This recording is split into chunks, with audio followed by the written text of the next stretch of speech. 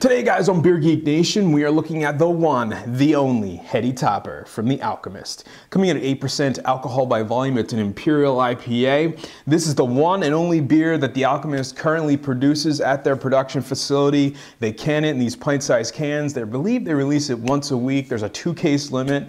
A lot of people have tried this. This one has a lot of hype behind it. A lot of people are calling it the Pliny the Elder of the East Coast. So that's some big shoes to fill.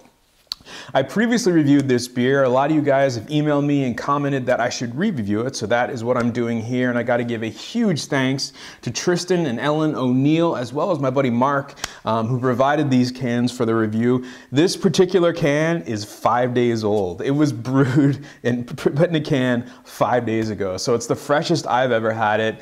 Huge hype behind this one. Let me get into a glass, see if it lives up to my memory, see if it lives up to all the hype, and let you guys know the final verdict on the Alchemist Heady Topper.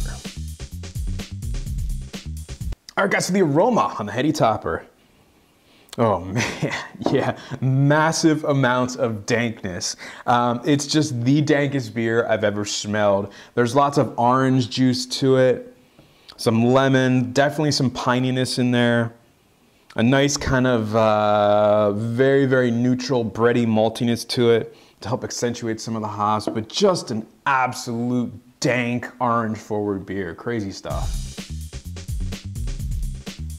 All right, guys, so the taste on the Heady Topper. Cheers.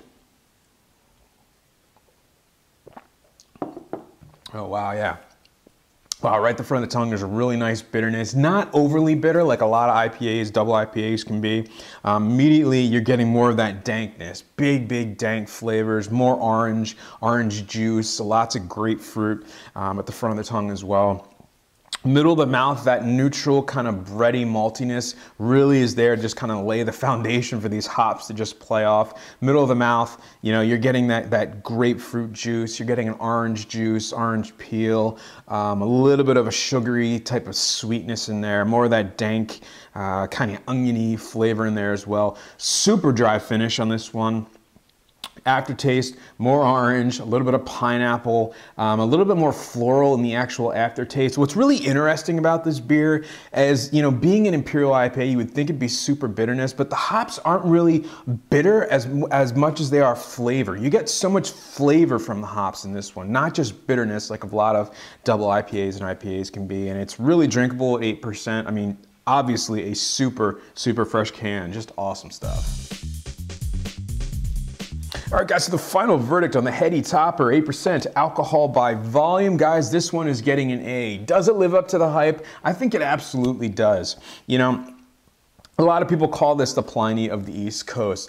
For me, I think Pliny might be a little bit more refined, a little bit kind of cleaner, crisper flavor to it, but this one is just no slouch whatsoever. The absolute most dankest beer I've ever had is sitting right here in front of me. Lots of orange, probably some Simcoe or Amarillo in there. Again, you don't get a lot of hop bitterness, you just get a lot of hop flavor, which I think really sets Heady Topper apart from a lot of double IPAs, and I think why a lot of people do seek it out. Again, is it worth seeking out? I would say absolutely. You know, don't go too crazy for it. It is definitely one of the country's best IPAs. Are there better? Sure, but at this point, you're kind of splitting hairs about, you know, how good or bad a really great IPA is like this. So with that said, got to give a huge thank again to Tristan, Ellen, and my buddy Mark for hooking me up with this. And remember, folks, life's too short. Drink amazing beers. Cheers.